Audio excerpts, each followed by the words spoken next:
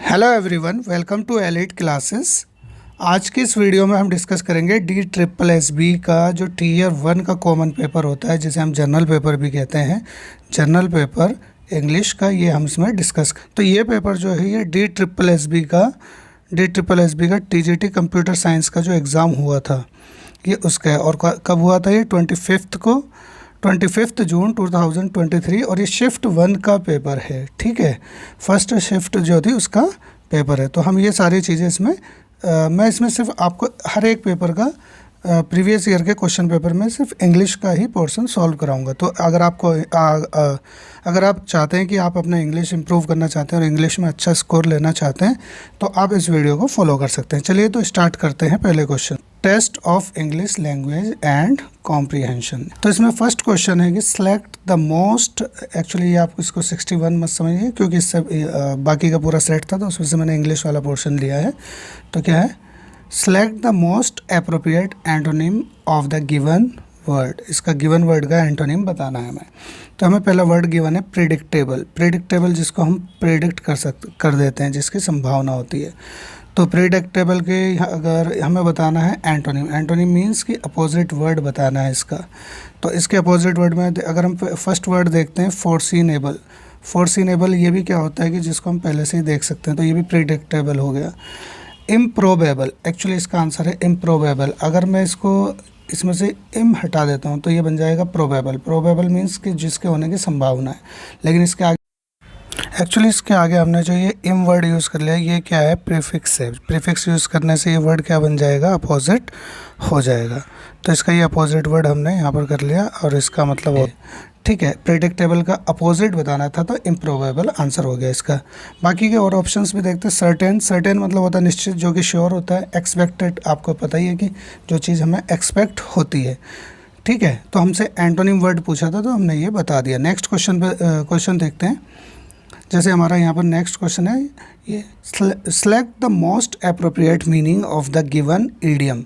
Miss the boat. Miss the boat एक idiom होता है और इसका सिंपल सा मीनिंग होता है मिस अ चांस। इसका आंसर हो गया ए। आगे चलते हैं, नेक्स्ट क्वेश्चन देखते हैं इसका।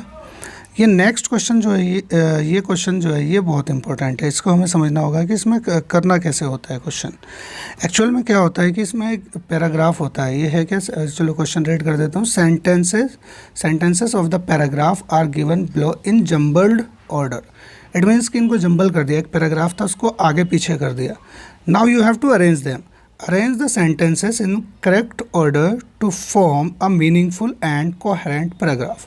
आपको इस तरीके से अरेंज करना है कि ये पैराग्राफ जो है मतलब एक मीनिंगफुल पैराग्राफ बन जाए। अभी क्या हो गया कि इसके पार्ट्स दे दिए A B C D, मतलब इसको 4 पार्ट्स में ब्रेक कर दिया पैराग्राफ। तो 4 पार्ट्स में अगर पैराग्राफ को ब्रेक कर दिया तो आपको क्या करना है? इसको सही सीक्वेंस में लगाना है। तो देखते हैं पहला ऑप्शन क्या है। यहाँ पर पहला ऑप्शन ये है कि 2 IF MiG fighters from the Udhampur base crashed following a mid-air collision। पहला ऑप्शन ये हो गया। एज अ रिजल्ट से तो स्टार्ट होगा नहीं। द अदर फाइटर प्लेन, तो अदर से पहले तो कुछ और आना चाहिए, पहले वाला आना चाहिए उससे पहले। According to a report 1 plane crashed. अब देखो यहाँ से मुझे एक थोड़ा आइडिया मिल रहा है, क्योंकि देखो यहाँ से इस तरीके के क्वेश्चंस में एक्चुअल में काफ़ी स्टूडेंट्स को प्रॉब्लम आती है और इसको हम इजीली कर सकते हैं। कुछ तो हम डायरेक्ट और कुछ हम ऑप्शन की हेल्प से करेंगे। कुछ इसका सीक्वेंस जोड़ना ज़्यादा बेटर होता है। तो देखते हैं इसको कैसे करेंगे। जैसे यहाँ पर मैंने ये पढ़ा according to a report 1 plane, तो यहाँ पर मुझे नज़र आया 1 प्लेन और यहाँ पर क्या आया था? The other fighter plane. तो यहाँ पे पहले 1 की बात होगी फिर अदर की बात होगी। तो इसका मतलब इसका सीक्वेंस में D और C तो स्टार्ट होने वाला है। तो इसका मतलब जो ऑप्शन जिस D और C जहाँ पर इकट्ठा होंगे वो आंसर इसका होगा। तो अगर मैं देख सकता हूँ यहाँ पर D C का सीक्वेंस नहीं है, यहाँ पर C D का है, तो ये ऑप्शन नहीं होगा और यहाँ पर भी नहीं होगा। ये दोनों ऑप्शन तो नहीं होंगे। तो D और C हमें देखना है। तो D और C के लिए हमारे पास 2 ऑप्शन बचते हैं, वो ये। तो देखते हैं कि यहाँ से DCB और ADCB इनमें से कौन सा बनता है। तो देखते हैं यहाँ पर। तो पहले D वाला ट्राई करते हैं हम। तो A ऑप्शन देखते हैं पहले। 2 IF MiG fighters from the Udhampur base crashed following a mid-air collision. हो सकता है ये, क्योंकि इस रूम में उसका डिस्कशन चल रहा है। और उसके बाद डी सी, और फिर लास्ट में बी। डी सी तो हमारा आना ही है, कंफर्म है। उसके बाद बी देखते हैं। As a result a fire broke out in 4 houses and 4 boys playing in the field were wounded when the debris fell on them. तो इसका आंसर यही हो गया, क्योंकि यही सही सीक्वेंस बना रहा है। तो इसका ऑप्शन हम ये कहेंगे कि ऑप्शन डी लगा देंगे। इसका हो गया ए डी सी बी। ठीक है, चलिए अब नेक्स्ट क्वेश्चन की तरफ बढ़ते हैं। क्वेश्चन है, next question, part of the following sentence have been given as an option. इस कोई एक सेंटेंस है, उसके ऑप्शंस में दिया है। Select the option that contains an error. तो हमें बताना है कि किस में एरर है। अब यहाँ पर देखते हैं, it is so refreshing to walk through the beach early in the morning. ठीक है, तो इसमें जो जहाँ तक मुझे एक बार पढ़ते ही नज़र आ रहा है, इट इज़ सो रिफ्रेशिंग, ये तो ठीक है। टू वॉक अपने आप में से थ्रू, यहाँ पर जो गलती है वो यहाँ पर है थ्रू की। Through the beach early in the morning. Actual में थ्रू नहीं होना चाहिए। थ्रू होता है जैसे किसी चीज़ के हम क्या करते हैं, जैसे किसी के थ्रू हमने कोई चीज़ कराई या किसी के थ्रू हमने पास किया, जैसे कोई चीज़ है उसके हमने थ्रू पास किया किसी चीज़ को, तो इस सेंस में नहीं होना चाहिए था। तो थ्रू प्रीपोजिशन यहाँ पर रॉन्ग हो गई है। तो यहाँ पर होना चाहिए था या तो टू वॉक एट होना चाहिए था, ठीक है, या वॉक अलोंग। वॉक या तो होना चाहिए था इसमें वॉक एट, या होना चाहिए था अलोंग। वॉक एट का मतलब हो गया कि बीच पर आप वॉक कर रहे हो, वॉक अलोंग की बीच के साथ साथ। जैसे कि यहाँ पर फॉर एग्जांपल ये यहाँ पर बीच का एरिया, इधर है बीच, और आप यहाँ पर कुछ इस पर वॉक कर रहे हैं, तो ये वॉक अलोंग हो जाएगा। और नॉर्मली इसके आसपास यहाँ पर अगर आप चल फिर रहे हैं, वैसे नॉर्मली एक स्ट्रेट लाइन में नहीं कर रहे, तो वो हो जाएगा वॉक एट। तो इसका ऑप्शन, इसमें जो गलती हो जाएगी थ्रू वाले में हो जाएगी। तो हम देखेंगे ऑप्शन सी में इसकी गलती है। तो आगे देखते हैं हम, आगे नेक्स्ट क्वेश्चन देखते हैं। Select the option that can be used as one word substitute for the given phrase. Given phrase के लिए हम वन वर्ड सब्सटीट्यूट क्या कर सकते हैं। तो हमें क्या गिवन है, a collection of weapons. Weapons होते हैं हथियारों का कलेक्शन, एंड मिलिट्री इक्विपमेंट, और मिलिट्री के जो इक्विपमेंट उनके पास जो भी होते हैं, तो जो कलेक्शन होता है उसको हम उसके लिए वर्ड यूज़ करते हैं आर्सेनल। तो आर्सेनल जो हो गया इसका ये वर्ड हो गया, इसके लिए सही हो गया। अब ये आर्काइव क्या हो गया, आर्काइव का मीनिंग होता है जहाँ पर कुछ इंपॉर्टेंट डॉक्यूमेंट हिस्ट्री से रिलेटेड रखे जाते हैं। एपियरी क्या हो गया, जहाँ पर हनी बीज रखी जाती है, बी कीपिंग की जो प्रैक्टिस होती है, दैट इज़ कॉल्ड एपियरी। ठीक है, मधुमक्खियों का जो पालन किया जाता है उसके सेंस में हम यूज़ करते हैं एपियरी। और एजाइलम वर्ड जो हम यूज़ करेंगे, एजाइलम होता है कि जैसे कि कोई फॉरेन कंट्री का किसी दूसरी कंट्री में क्या आ जाता है, शरण ले लेता है। शरण मीन्स कि हो सकता है उसको पॉलिटिकल वजह से या किसी भी वजह से उसको जान का खतरा है, तो वो पड़ोस के किसी नेबरिंग कंट्री में चला जाता है और वो उसको शेल्टर प्रोवाइड कर देती है। मतलब ऑफिशियली अगर ये कंट्री उसको शेल्टर प्रोवाइड कर देती है, तो हम कहेंगे कि किसी एक सपोज़ कि ये पर्सन है, तो इस पर्सन ने यहाँ पर क्या कर लिया, अजाइलम सीख कर लिया, मतलब उसको अजाइलम मिल गया। तो अजाइलम होता है शरण लेना, शरण में जाना किसी की। तो ये हो गया। तो हमारा ऑप्शन था वेपन वगैरह से रिलेटेड, तो ऑप्शन ए हमारा सही है, आर्सेनल। आगे चलते हैं। नेक्स्ट क्वेश्चन है हमारा, select the most appropriate option. हमें मोस्ट अप्रोप्रिएट ऑप्शन सेलेक्ट करना है to fill in the blanks. जो ब्लैंक है उनको फिल करने के लिए क्वेश्चन रीड करते हैं। My injury dash will dash soon. Option है हमारे पास हील हील। एक्चुअल में यहाँ पर हील हील, यहाँ को ये ऑप्शंस देख के मुझे एक समझ में आ रहा है, ये होमोफोन और होमोनिम से रिलेटेड प्रॉब्लम है। मतलब कि इसमें जो वर्ड का साउंड और स्पेलिंग लगभग मैच खाती है, बट मीनिंग क्या होता है, डिफरेंट होता है। तो यहाँ पर हम देखें, माई इंजर्ड हील, हील के लिए जो हो गया हमारा ये आएगा हील, इसका मतलब हो गया एडी। इसका मतलब वो कहना चाह रहा है कि my injured heal, HELL heal. Will heal, और हील जो हो गया दूसरा वाला वर्ड हो जाएगा हील।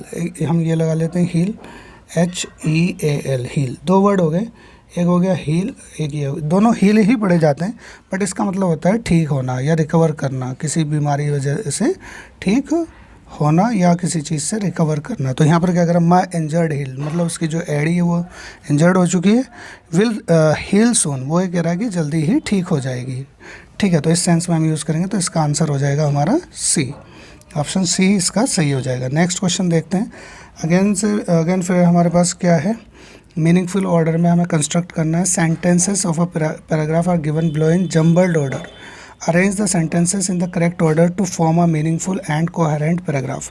एक्चुअल में मैं बार बार कहूँगा इस बात को कि ये इसमें काफ़ी बच्चे इसको रॉन्ग कर देते हैं, बट इसका जो तरीका होता है करने का, उसमें अगर आप कुछ बातें ध्यान रख लो तो वो आपको उससे आप इजीली कर सकते हैं। तो कहने का मतलब ये कि पहले तो आप एक बार देख लीजिए कि क्या लिखा है सरसरी निगाहों से, और फिर उसके बाद क्या करना होता है, कुछ ऑप्शन की हेल्प से और कुछ सीक्वेंस बनाकर, जैसे मैंने लास्ट वाले में बताया था कि डी और सी का कॉम्बिनेशन बनेगा, बाकी के 2 ऑप्शन एलिमिनेट ही हो गए थे उसकी वजह से। तो ऐसे इसमें भी चेक करते हैं।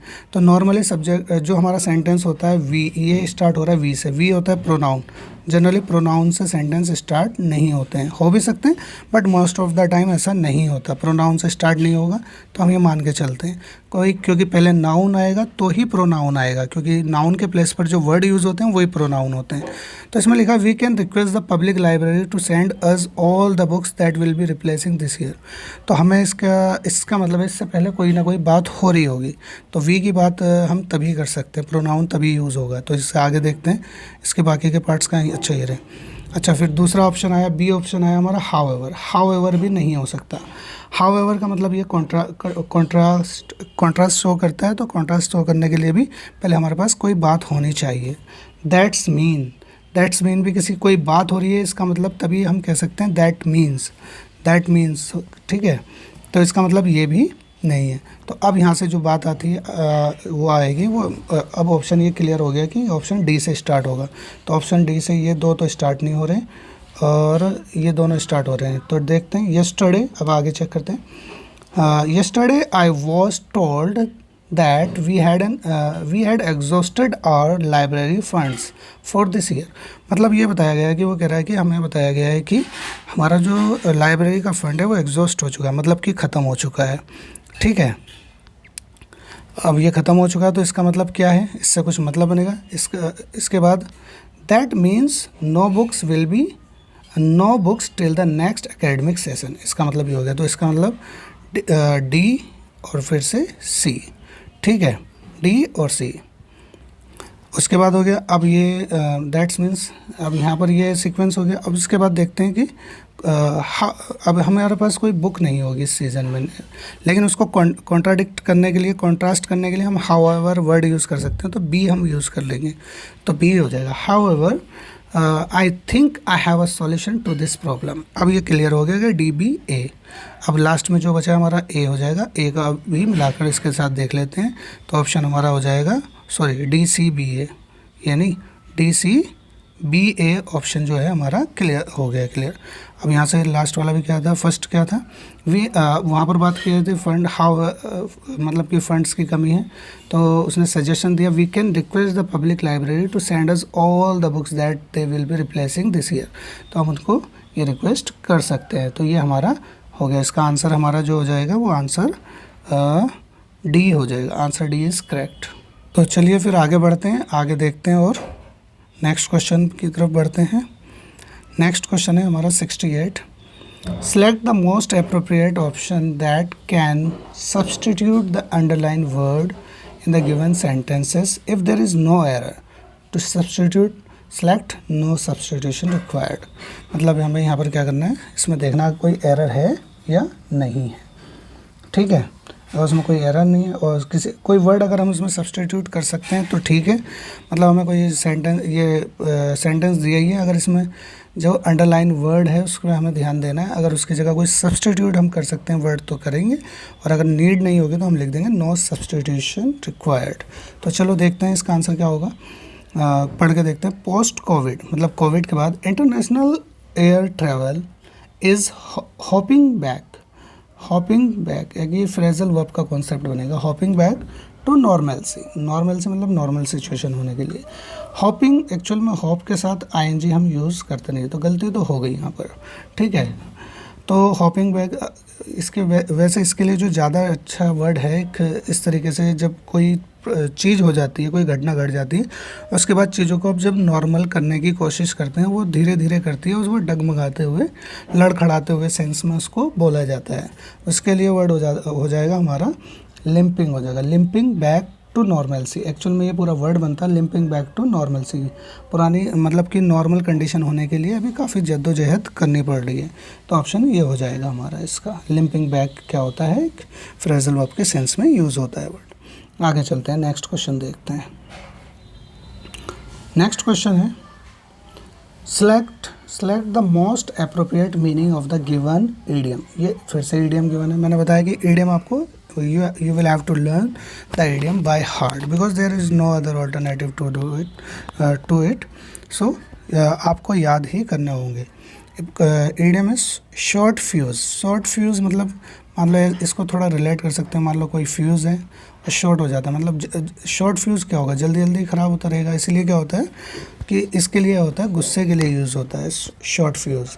तो इसका हो गया get angry quickly. Next question देखते हैं। Select the correctly spelled word. इनमें से जो वर्ड्स गिवन है इनमें से किसकी स्पेलिंग सही है, तो देखते हैं कौन से किसकी स्पेलिंग सही है। कॉम्पिटेंस में यहाँ पर एक ही जगह हमारा ई आना चाहिए था, तो ये गलत हो गया। कमांड में एक ही जगह पर हमारा ओ आना चाहिए था, ये भी गलत हो गया। कॉम्प्लेक्सिटी में हमारा ई की जगह आई आना चाहिए था, ये भी गलत हो गया। क्रूशियल ठीक हो गया, फिर ये हमें करेक्टली स्पेल्ड वर्ड बताना था, तो ये क्रूशियल हो गया। ठीक है, तो आगे बढ़ते हैं नेक्स्ट क्वेश्चन की तरफ।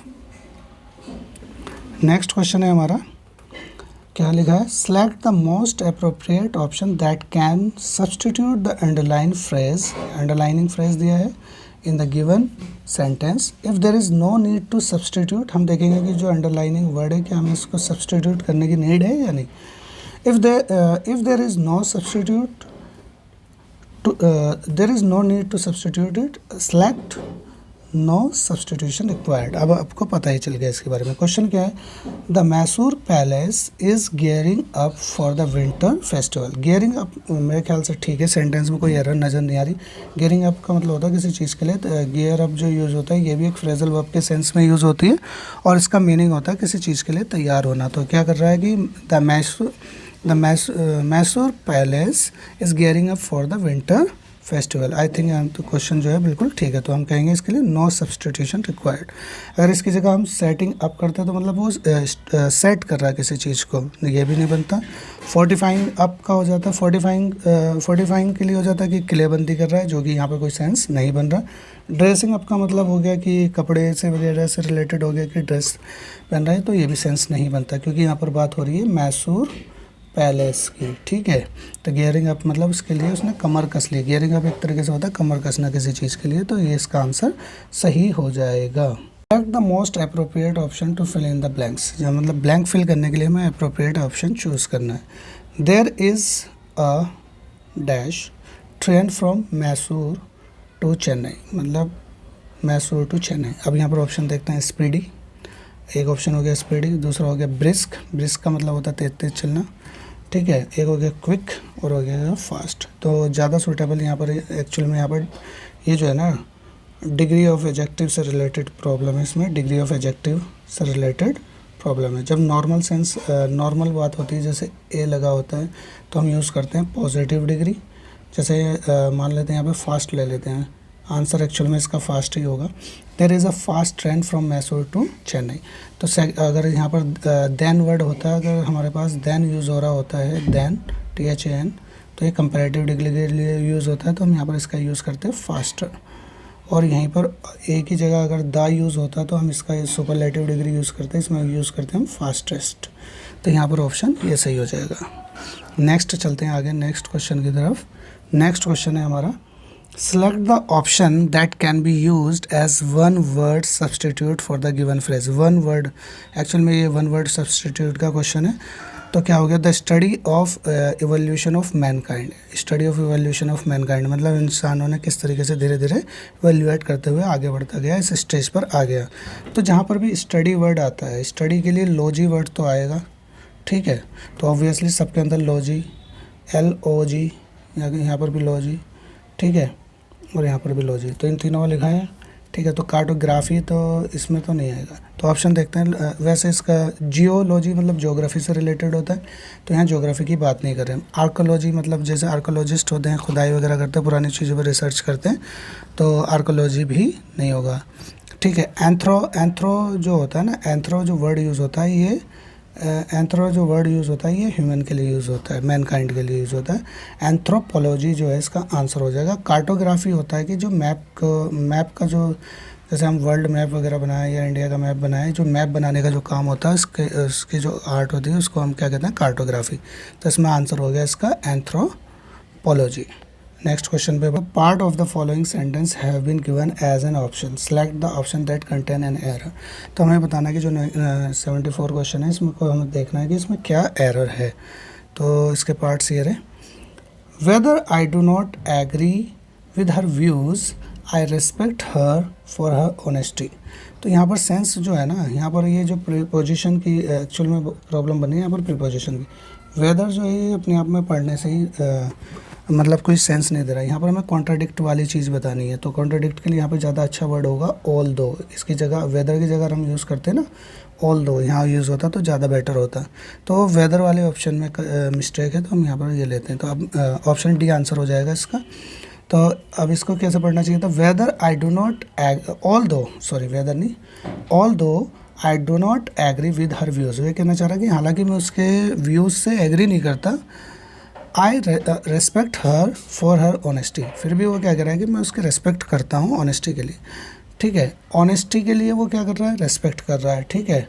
और वो क्या करता है, उसके व्यूज़ से एग्री नहीं हो रहा है, ठीक है। तो यहाँ कॉन्ट्राडिक्शन आ गया। जब इस तरीके से कॉन्ट्राडिक्शन आता है तो हम कॉन्ट्राडिक्टरी वर्ड मतलब जो कंट्रास्ट शो करने वाले वर्ड होते हैं उनको यूज़ करते हैं। तो ऑल दो इसके लिए सूटेबल होगा। नेक्स्ट क्वेश्चन देखते हैं, select the incorrectly spelled word. Incorrectly spelled word मतलब कि गलत स्पेलिंग किसकी है। तो एसोसिएट इसकी स्पेलिंग सही है, एक्सेप्ट की भी सही है, अटेंडेंस ये भी ठीक है, अलॉट की गलत है। तो अलॉट की क्या होती है, ALLOT, अलॉट ये स्पेलिंग होती है। तो ये इसका आंसर हो जाएगा। तो चलिए बढ़ते हैं फिर नेक्स्ट क्वेश्चन की तरफ। नेक्स्ट क्वेश्चन क्या है हमारा, देखते हैं आगे। तो नेक्स्ट क्वेश्चन जो है हमारा पैसेज से रिलेटेड है। इसमें क्वेश्चन कितने क्वेश्चन हैं, 76 to 80 क्वेश्चन है। तो यहाँ पर देखते हैं इसको, एक बार इसके क्वेश्चंस पढ़ लेते हैं और उसके बाद एक हमें आइडिया हो जाएगा कि किस तरीके के क्वेश्चंस हैं। उसके बाद पैसेज देखते हैं। फर्स्ट क्वेश्चन है, who is referred to as an unwelcome disruptor. देखेंगे इसमें क्या होगा, which of these advantages of bicycle does the writer not mention in the passage. ये देखना है, मतलब ये साइकिल से रिलेटेड होने वाली है पैसेज। इसका मतलब ये है, select the synonym of the unfriendly as used in the passage. इसका तो हम अभी भी देख सकते हैं, अनफ्रेंडली का तो अभी भी टिक कर सकते हैं। अनफ्रेंडली का सेम वर्ड बताना है, सिनोनिम बताना है। तो इन अनफ्रेंडली का होता है इनहॉस्पिटेबल। अलूफ क्या होता है, अकेला, अलोन के लिए यूज़ होता है अलूफ। लॉनली भी अकेला ही होता है। एस्ट्रेंज होता है कि जैसे अलग हो जाना, जैसे कोई हस्बैंड वाइफ होते हैं आफ्टर डिवोर्स क्या हो जाते हैं, वो अलग हो जाते हैं या अलग रह रहे होते हैं, तो इस सेंस में ये यूज़ होता है एस्ट्रेंज वर्ड। तो हमारा आंसर तो इसका तो ये हो गया एक। आगे और देखते हैं, what is the purpose of the conversation at the beginning of the passage. देखेंगे बिगनिंग ऑफ द पैसेज में क्या बात हो रही है।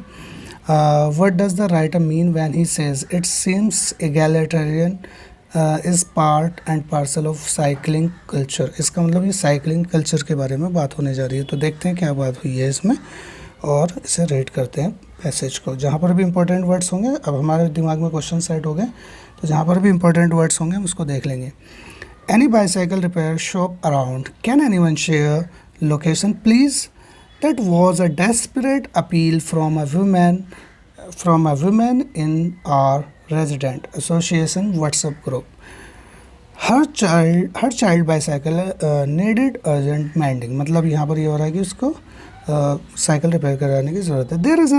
There is one around 2 kilometre away. Soon came the first response, no the shop shut long ago even before Covid someone else chipped in. Chipped in मतलब बीच में ही कोई आके फिर बातचीत को ज्वाइन करता है तभी। Where have the bicycle repair gone, the wayside mechanics who would do a gamut of work on your bicycle for a paltry sum have almost gone extinct.